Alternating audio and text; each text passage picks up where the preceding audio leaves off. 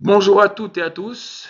Merci pour l'accueil. Merci à Autodesk pour l'organisation de cette journée, principalement à Vincent et à Guillaume. Très content d'être là. Merci de nous donner la possibilité de vous présenter notre vision des réseaux sous pression et plus particulièrement de la modélisation et de l'automatisation des réseaux sous pression. Donc, je n'aborderai pas la saisie des réseaux, qui est finalement une tâche classique dans Civil 3D. Par contre, je vais plutôt m'orienter, me focaliser sur la modélisation des composants, la façon dont on peut les modéliser, la façon dont on peut automatiser cette modélisation, ainsi que le développement de scripts Dynamo, voire de plugins pour améliorer les métriques, permettre de créer des devis en mode automatique. La première partie de la présentation sera sur les réseaux d'eau sous pression classiques, que ce soit eau potable, gaz. Et ensuite, je vous montrerai une vision, enfin, un workflow qu'on essaye de mettre en place pour des réseaux un peu plus complexes, tels que le chauffage à distance. Je vous montrerai aussi pourquoi, enfin, je vous dirai aussi pourquoi ces réseaux sont plus complexes. Mais tout d'abord, permettez-moi de me présenter un petit peu. On va passer ça assez rapidement. Donc, je m'appelle Jean-Renard Bochung, je suis chef de projet et j'officie également comme directeur de chantier. Mais depuis quelques années, je m'occupe principalement de modélisation en BIM Infra. Je développe un petit peu sous les produits Autodesk et j'ai également quelques compétences en intelligence artificielle. J'ai la chance de travailler pour un gros bureau d'ingénieurs en Suisse, donc le bureau RWB Group, qui englobe environ 270 collaborateurs sur l'ensemble des sites. Nous avons 14 sociétés qui sont présentes sur 18 sites et l'ensemble de ces personnes et de ces sociétés œuvrent sur 7 domaines stratégiques que vous avez avec les petits logos en haut à gauche, à savoir l'aménagement du territoire, l'eau potable, l'énergie, l'environnement, métrologie, le génie civil et le SI, donc le système d'information. Je suis actif dans 3 de ces domaines, l'eau potable, le génie civil, donc l'infrastructure, et les SI. Je suis basé à Martigny, donc je travaille pour RW Valais, qui est une des sociétés du groupe. Martigny se situe au sud de la Suisse, dans le canton du Valais. Et pour vous situer ceci par rapport à Paris, je suis à peu près à la hauteur enfin, on est à la hauteur de la Haute-Savoie, à environ 1 heure de Chamonix, donc plutôt côté sud-est France. Voilà pour la présentation. Je vous propose de voir un peu ce qu'on va voir ensemble, à savoir une introduction sur les réseaux. Je vais également vous donner quelques pistes sur la définition et le stockage de ces composants, comment on peut modéliser ces composants, comment on peut les créer, et comment on peut surtout les stocker. Selon la méthode officielle, selon la doc officielle d'Autodesk, en passant par un fichier content, on verra ce que c'est, mais également d'une autre façon pour aller un peu plus vite et pour automatiser en générant des familles complètes dans un fichier DWG. On verra ce qu'il faut faire, quelles sont les données qu'il faut saisir et où il faut les saisir. On va aussi aborder un petit peu le QTO, le Quantity Takeoff, pour voir les métriques, et les jeux de propriété qui vont nous servir pour notre plugin Infracote, que je vous montrerai aussi. Donc un plugin qui nous permet non seulement de sortir des métriques, mais également de sortir un devis avec des prix directement. Tout ceci pour les réseaux d'eau, réseaux sous pression tels que les réseaux d'eau, voire réseaux de gaz. Mais nous verrons également par la suite ce qu'on est en train de mettre en place, hein, c'est tout nouveau, pour des réseaux plus complexes comme le chauffage à distance. Il y a quelques similitudes avec l'eau, mais il y a des caractéristiques sur ces réseaux qui font que c'est quand même un peu plus compliqué qu'un simple réseau d'eau. Et on finira par des questions-réponses, ou si vous avez des questions-réponses, n'hésitez pas à m'interrompre le long de cette présentation. Voyons d'abord les réseaux d'eau. Alors, la modélisation des réseaux d'eau, pour nous, est très importante, parce que c'est des réseaux qui peuvent, en cas de problème,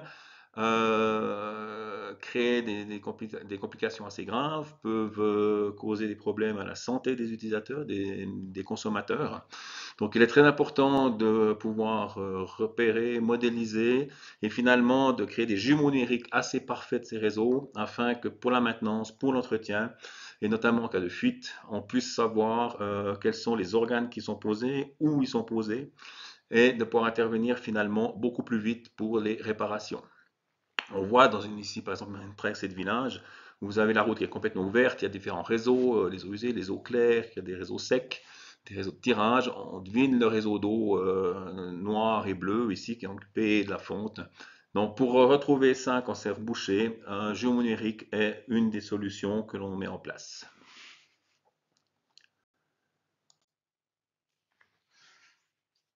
Comment on crée ces composants? Alors il y a deux possibilités. On va déjà voir la version officielle, entre guillemets, hein, c'est celle qu'il y a dans la doc d'Autodesk. Donc, c'est en passant par un fichier qu'on appelle un fichier content. Donc, vous allez soit récupérer une pièce sur le site du fournisseur, sur Internet. Ici, j'ai des vannes, par exemple, en lot 400, où vous allez modéliser la pièce. Hein, donc, c'est des solides 3D que vous pouvez créer vous-même hein, dès que vous avez les éléments pour. Dès que vous avez en fait ce solide 3D, vous allez en faire un fichier content en utilisant la commande par publish content, commande qui est dans Civil 3D.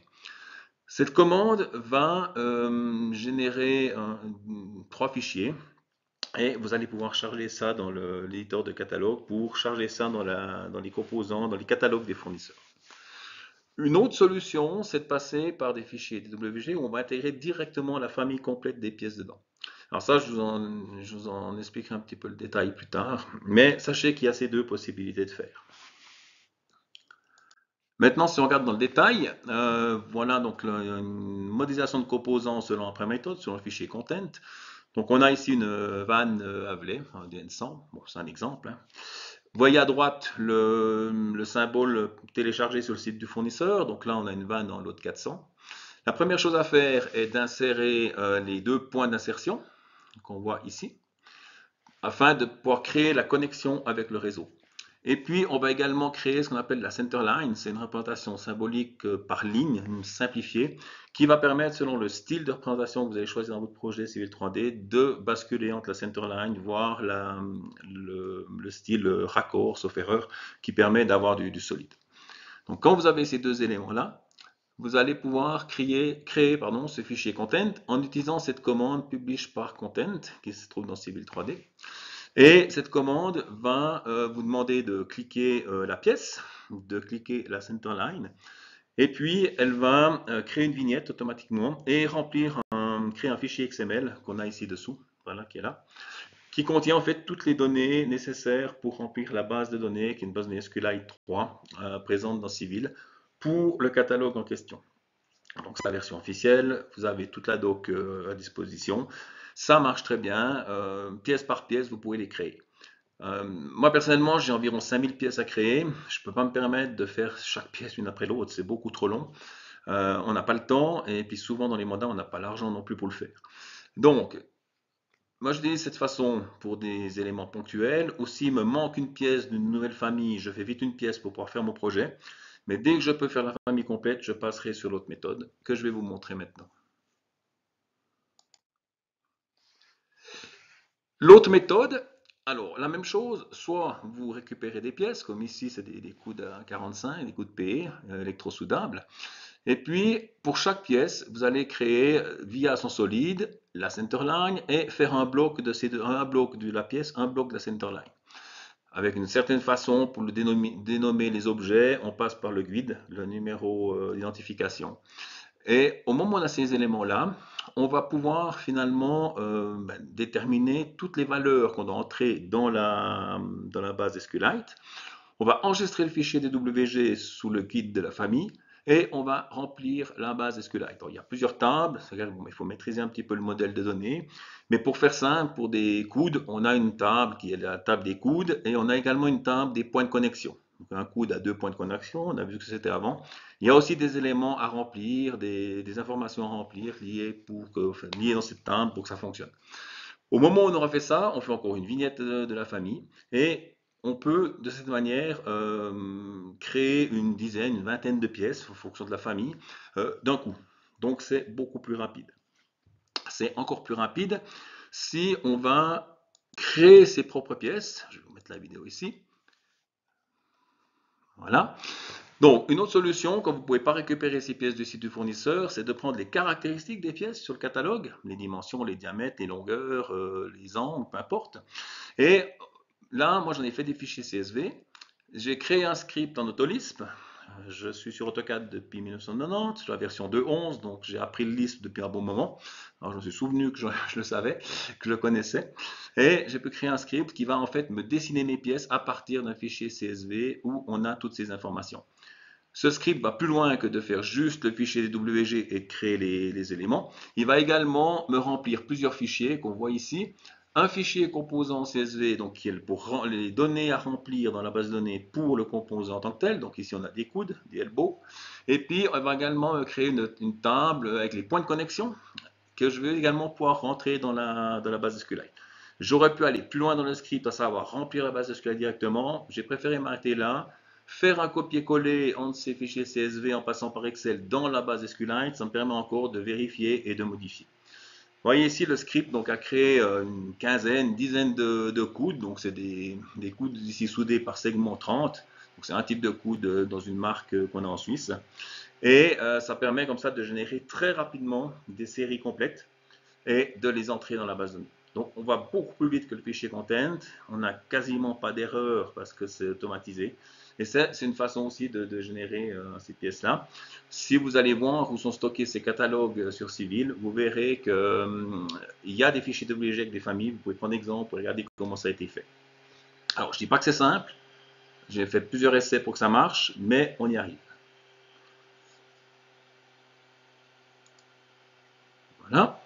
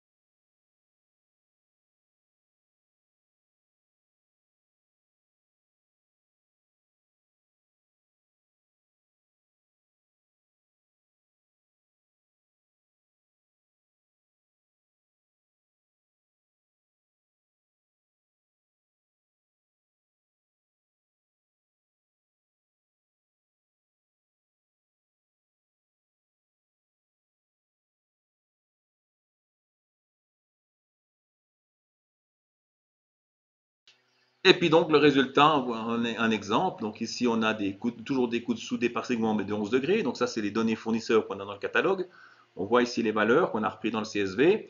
On a le script AutoLisp qui va lire ces valeurs et qui nous génère un DWG avec les différentes pièces. Le texte ici, le titre ici, c'est pour faire joli, c'est quand on ouvre nous le DWG, on arrive à s'y retrouver. Ce qui est important pour la base de données, c'est la pièce, sa position, et puis sa grandeur, ses dimensions. Avec la centerline qui est aussi décalée pour qu'on puisse mieux la voir. Mais ce qui est important, c'est vraiment le bloc quand il est créé. Et là, on génère une famille aussi d'un seul coup. Voilà un petit peu les deux façons pour créer des composants. Maintenant, on va voir un petit peu dans le détail ce qu'on a mis en place après pour gérer ces composants. Donc, le Qt Manager et Property Set, la première chose qu'on a mis en place, c'est des property sets, donc des jeux de propriétés. On voit ici deux exemples. On a typiquement un exemple ici pour les tubes, où on reprend certaines valeurs via des scripts Dynamo. Ça permet d'aller chercher ces valeurs qu'on a saisies dans la base SQLite, donc directement les ramener sans les ressaisir. Et on a également un deuxième jeu de propriétés ici qui est spécifique pour l'application qu'on verra après pour générer des devis. Donc ça, je vous encourage à travailler avec les jeux de propriété, notamment si vous voulez faire du BIM après pour exporter ces informations. Vous pouvez venir les rechercher ici et les exporter en IFC. Le QTO Manager, que tout le monde connaît, bon, la version basique au niveau civil va permettre de vous sortir va vous permettre de sortir des quantités par rapport à votre projet, mais pas de prix. Uniquement des quantités en fonction d'une classification, d'une arborescence que vous aurez mis en place via des fichiers, si je me souviens bien, CSV, texte et XML ou quelque chose comme ça. Donc ça, c'est assez facile, il y a assez d'informations dessus. Pour Métré, c'est parfait. Donc là, on a une subdivision qui est faite pour la Suisse, qu'on a nous, donc qui est le CAN, le catalogue des articles normalisés. Mais bon, les maîtriser c'est bien. Maintenant, si on peut avoir des prix, ça serait beaucoup mieux. Et c'est pour ça que, ayant découvert le C Sharp et le .NET 8 cet été, en août, au bout de 2 mois, alors, j'ai quelques bases de programmation quand même, mais au bout de 2 mois, j'ai réussi à sortir ce plugin, donc qui va nous générer une boîte dialogue finalement que vous voyez ici sur Civil 3D. On va créer une nouvelle commande en fait qui est infracote. Et puis cette boîte va nous permettre de sélectionner le réseau qu'on veut traiter. Hein. Donc là dans la boîte déroulante apparaît différents réseaux qui ont été saisis dans le projet. On va pouvoir définir une structure de pièces, une structure de prix, de devis. Donc ça, c'est aussi des structures qu'on a en Suisse, qui sont normalisées. Et là, on utilise typiquement le CAN, ce catalogue des articles normalisés, mais on peut aussi sortir une simple liste, qui finalement est un fichier CSV pour partir dans Excel. À partir de là, on va pouvoir sélectionner des fichiers de prix. Alors, pourquoi des fichiers de prix? On travaille dans un canton alpin. Des projets peuvent se faire en plaine, des projets peuvent se faire dans vallée latérale, peuvent se faire, on va dire, au niveau des alpages, jusqu'à 1500 mètres d'altitude à peu près. Et puis, moi, j'ai déjà créé des projets en haute altitude jusqu'à 3000 mètres où chaque pièce finalement est amenée à l'hélico, où c'est difficile d'apposer. Enfin, les prix ne sont pas du tout les mêmes qu'en plaine. Donc, d'avoir des fichiers spécifiques comme ça permet d'avoir des prix de référence. Mais on peut également, si on a fait un appel d'offres, créer un fichier de prix sur la base de cet appel d'offres pour ce projet spécifique s'il y avait des contraintes spéciales. Au moment où on a choisi ce fichier ici, on va pouvoir donner le répertoire de sortie, donner un nom fichier, sélectionner quelques détails, et puis il va nous générer, selon la structure qui a été choisie ici, un devis où vous avez les positions, les pièces, les quantités, le prix unitaire, le prix total. Et finalement, en 3-4 clics ici, en sélectionnant 3-4 types d'éléments, de paramètres, on va générer automatiquement le prix sur la base d'un prix référence.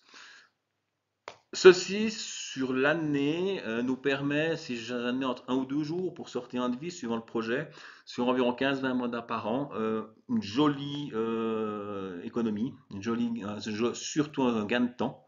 Et en cas de changement ou autre, c'est très facile de modifier, de relancer le process. Et surtout, ça permet de ne pas oublier la moindre pièce. La contrainte majeure, c'est qu'il faut modéliser tous les éléments, sinon ils ne seront pas dans le devis. Il ne peut pas les deviner, ça c'est logique. Mais voilà une possibilité aussi donc de paramétrer et de personnaliser ces réseaux sous pression via des développements C Sharp, .NET 8 dans Civil 3D.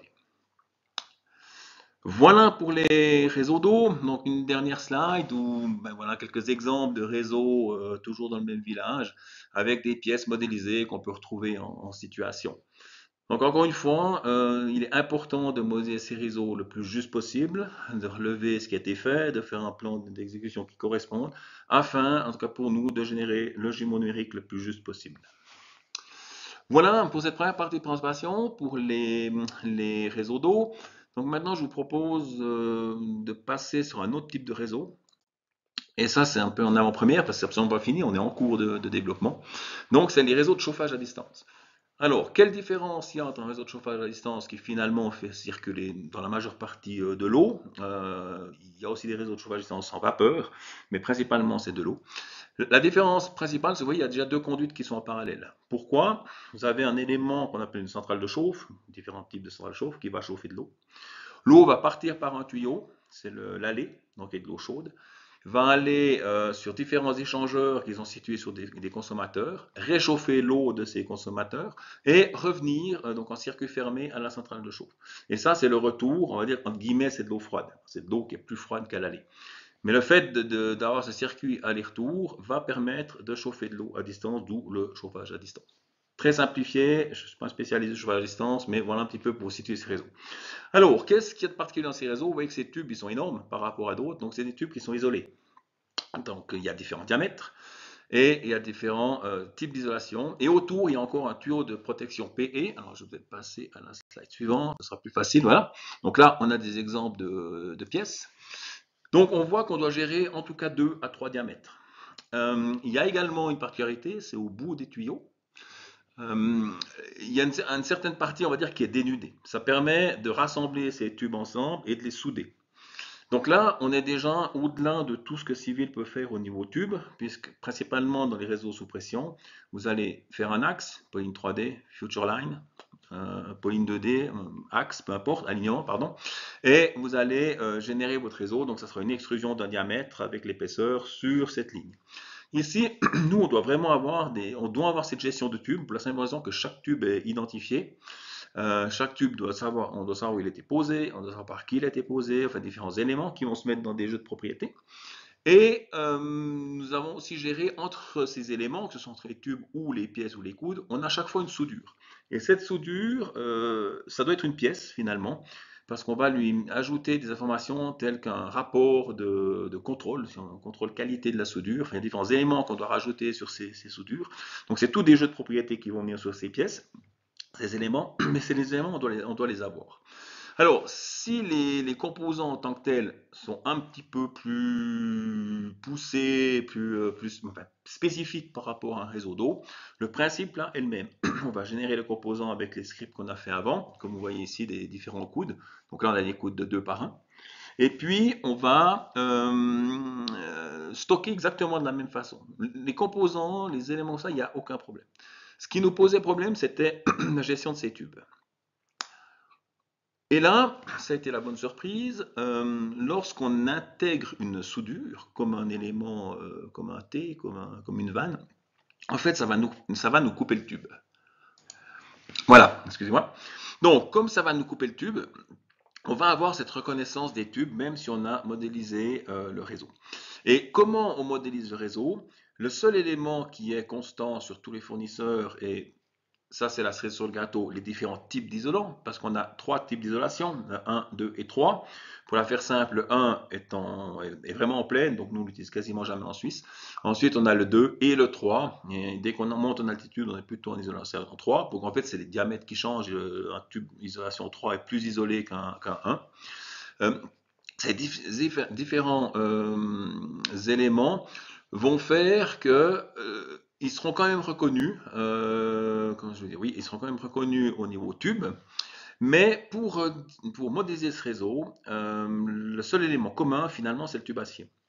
Un DN150 tube acier sera le même que ce soit un type d'isolation 1, 2 ou 3, et ce sera le même quel que soit le fournisseur.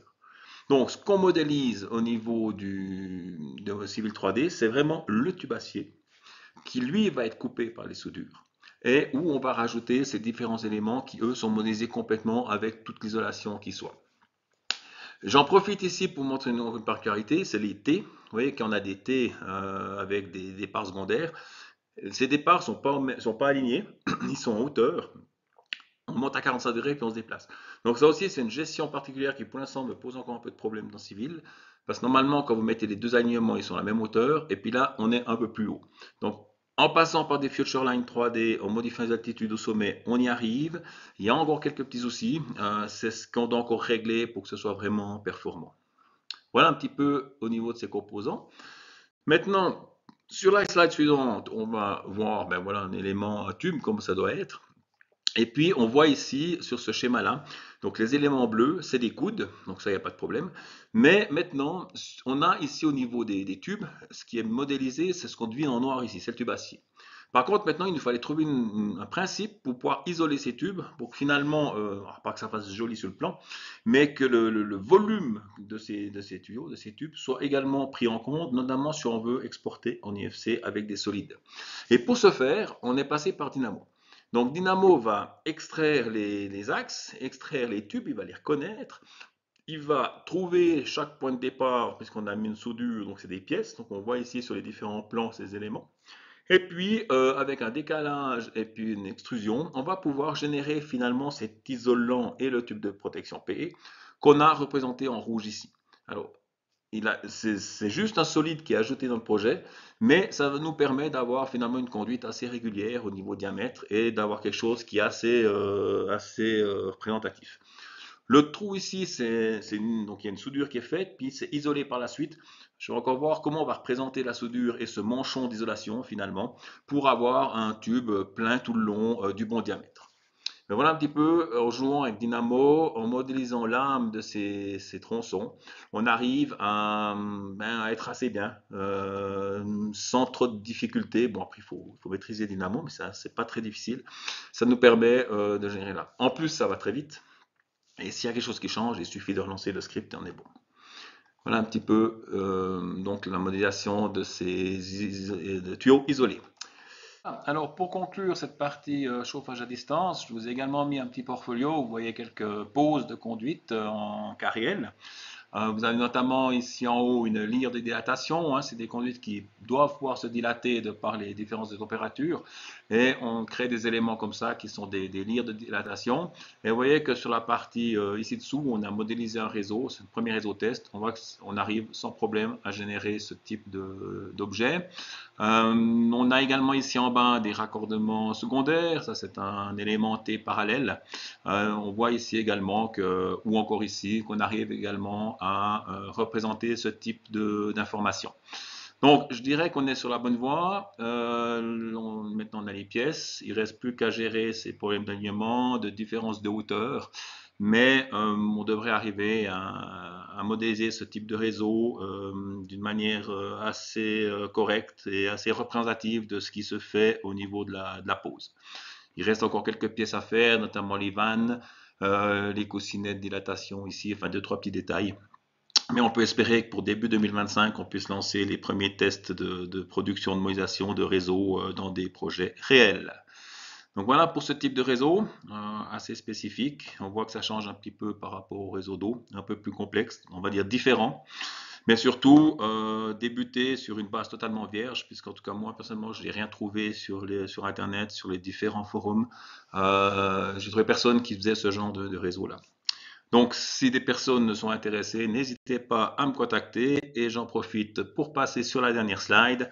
Donc, pour ceux qui ne me connaissent pas, je suis assez actif sur LinkedIn. J'essaye de partager quasiment tout ce que je fais. Je suis convaincu que c'est par le partage qu'on va progresser, qu'on va avancer plus vite.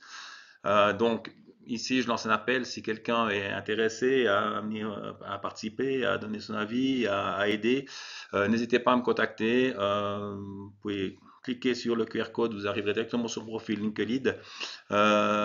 Passez également par Autodesk France, par Guillaume, par Vincent pour ce genre de réseau. Plus on sera, plus on pourra faire bouger les choses, avancer et puis s'entraider. Finalement, c'est un peu le but du Gubi. Voilà. Écoutez, encore merci. Merci de m'avoir accueilli. Merci de nous avoir donné la présentation donc à RBB Group et à moi-même de vous présenter un peu notre vision des réseaux sous pression. N'hésitez pas, on est accessible, je suis accessible.